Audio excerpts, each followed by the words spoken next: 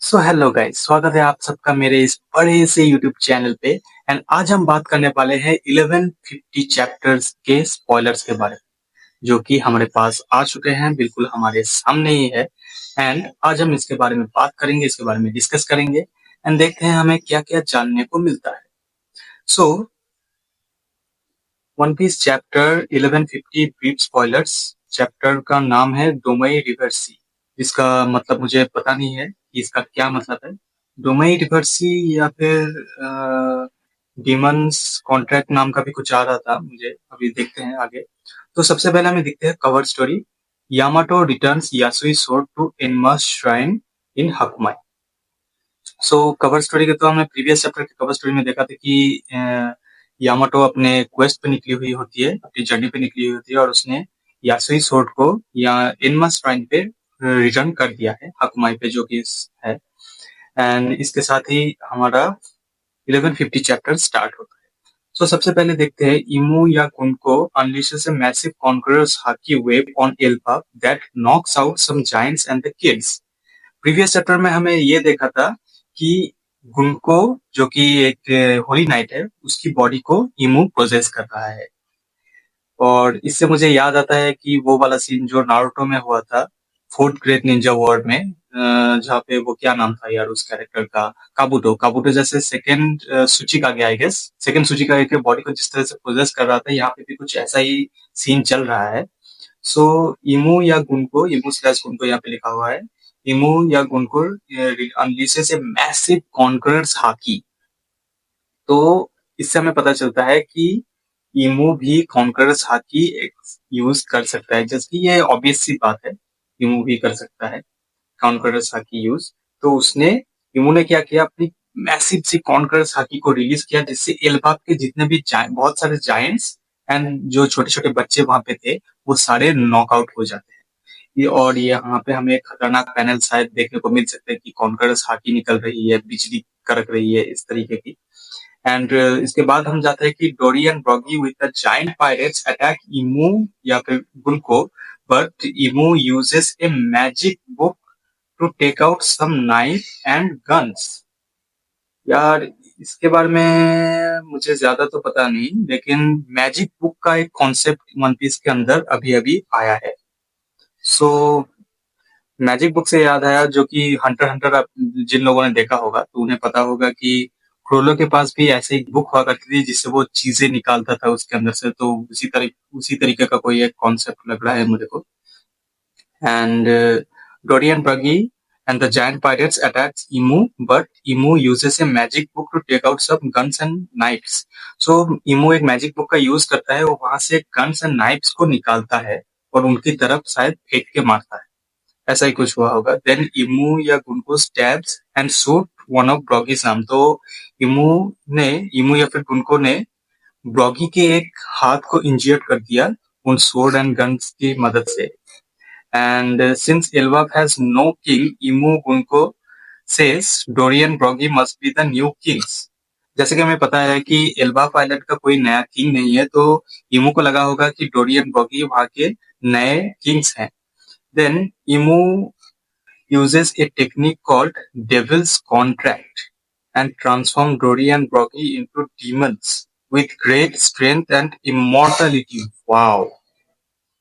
हमें यहाँ पे और भी कई नई चीजें जानने को मिल रही है इस चैप्टर में, तो बात करते हैं इसके ऊपर जरा थोड़ा सा। Devil's Contract. Imu uses a technique called Devil's Contract.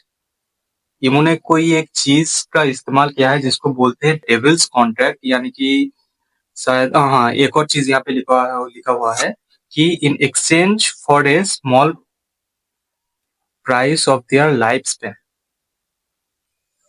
यहाँ पे लिखा हुआ है कि इमू ने उनके थोड़े से लाइफ स्पैन को यूज किया है एंड उसको डेविल को शायद दिया है कॉन्ट्रैक्ट के हिसाब। जो कॉन्ट्रैक्ट साइन हम लोग जिस तरीके से जानते हैं कि डेविल्स कॉन्ट्रैक्ट क्या होता है, इन जनरल वे में डेविल्स कॉन्ट्रैक्ट ऐसा होता है कि आप डेविल के साथ डील करते हो और वो आपको इमेंस पावर, वेल्थ, फेम देता है, लेकिन बदले में वो आपकी सोल या फिर आपकी थोड़ी सी लाइफ स्पैन ले लेता है। यहाँ पे भी वैसा ही कॉन्सेप्ट यूज हुआ है डेविल्स कॉन्ट्रैक्ट में।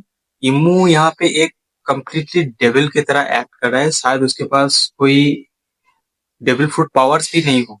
मुझे ऐसा लगता है कि इमू के पास शायद कोई डेविल फ्रूट पावर नहीं है। वो खुद एक मतलब डेविल है। वो खुद एक डेविल की तरह यहाँ पे एक्ट कर रहा है और वो यहाँ पे बहुत सारे काले जादू टाइप की चीजें वो यहाँ पे यूज कर रहा है।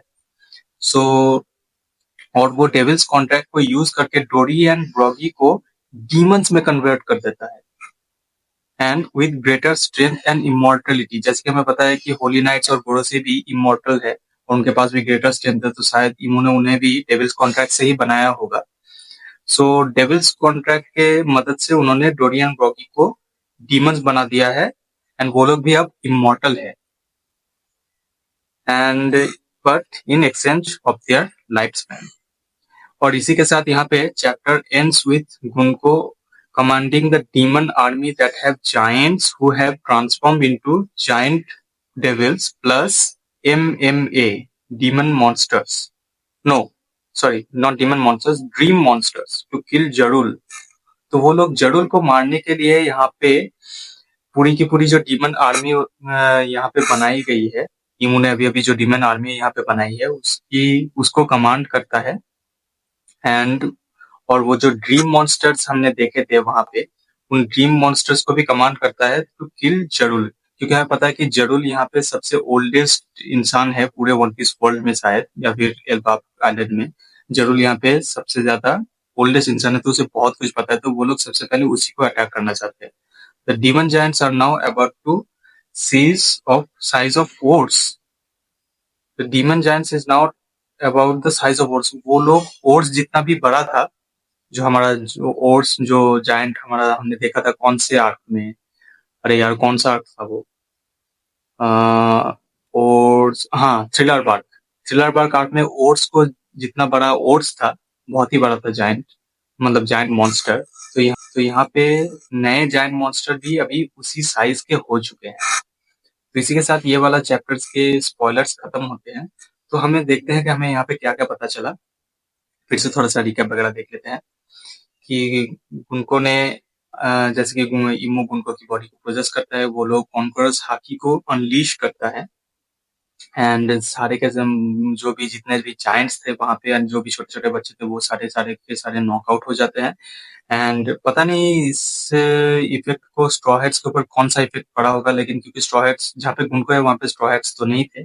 स्ट्रॉ हेड्स वहां पे थे जहाँ पे सोमर्स था, वहीं पे स्ट्रॉ हेड्स है। तो उनके पास पता नहीं हाकी पहुंची भी होगी या नहीं पहुंचेगा। आई गेस पहुंच जाएगी क्योंकि ये इमू की हाकी है, तो I think it will be massive. And फिर हमने देखा कि डोरियन ब्रॉगी इमू को अटैक करते हैं, लेकिन इमू वहां पे एक मैजिक बुक निकाल लेती है जहां से उन्होंने गन्स एंड स्नाइप्स को निकाला और उन्हें डोरियन ब्रॉगी की तरफ फेंक के मारा एंड उसी की वजह से ब्रॉगी की एक आर्म इंजर्ड हो जाती है। सिंस एंड इमू ने सोचा कि एल्बाफ के जो कोई भी किंग नहीं है, एल्बाफ के किंग अभी मतलब डोरियन ब्रॉगी ही उनको किंग समझ रहे हैं। Then Imu Gunko uses a technique called devil's contract. Devil's contract के बारे में हमने अभी अभी बात किया एंड उन्होंने सारे जायंट्स को इंक्लूडिंग डोरी एंड ब्रॉगी को जायंट मॉन्स्टर में कन्वर्ट कर दिया और एक जायंट मॉन्स्टर्स की आर्मी बनाई एंड उनकी थोड़ी सी लाइफ स्पैन उसने चुरा ली to sign the contract. And इसके साथ यहाँ पे चैप्टर खत्म हो जाता है। इसके साथ यहाँ पे चैप्टर खत्म होता है एंड देखते हैं कि नेक्स्ट चैप्टर में क्या है। हमें यहाँ पे बहुत सारी बातें के बारे में पता चला कि डेविल्स कॉन्ट्रैक्ट, मैजिक बुक, मतलब वन पीस वर्ल्ड के अंदर कुछ नए नए पावर सिस्टम्स यूज हो रहे हैं। आप देख सकते हो कुछ नए नए पावर्स यहाँ पे आ रहे हैं। हमें लगा था कि पहले की डेविल फ्रूट एंड हाकी ही यहाँ की मेन पावर है, लेकिन यहाँ पे कुछ मैजिकल सिस्टम्स भी यूज हो रहे हैं, मैजिक बुक्स यूज हो रहे हैं, डेविल्स कॉन्ट्रैक्ट यूज हो रहे हैं और शायद ये टेक्निक्स भी उन्हीं किसी टेक्निक्स में से एक है जो कि घोड़ों से यूज करते हैं खुद को समन करने के लिए किसी और जगह पे। वो जो पेंटाग्राम सा हमें दिखता है वहां पे किसी हर जगह पे जहाँ पे वो समन हो रहे होते हैं। सो ऐसा ही है, चैप्टर इसके साथ खत्म हो जाता है और नो ब्रेक नेक्स्ट वीक। यहाँ पे लिखा है कि नेक्स्ट वीक कोई ब्रेक नहीं है, हमें देखना पड़ेगा कि नेक्स्ट चैप्टर के क्या क्या स्पॉयलर्स आते हैं। मुझे लगता है कि अब इमो स्ट्रॉ हैट्स के ऊपर भी अटैक करेगा, लेकिन अभी देखते हैं कि हमारा सन गॉड निकाय यानी कि हमारा लूफी जो है वो किस तरीके से रिएक्ट करता है इमो या फिर गुणकों को देखकर। एंड इसके साथ ये वाली वीडियो यहाँ पे हम खत्म करते हैं और मिलते हैं नेक्स्ट वीडियो पे। Thank you.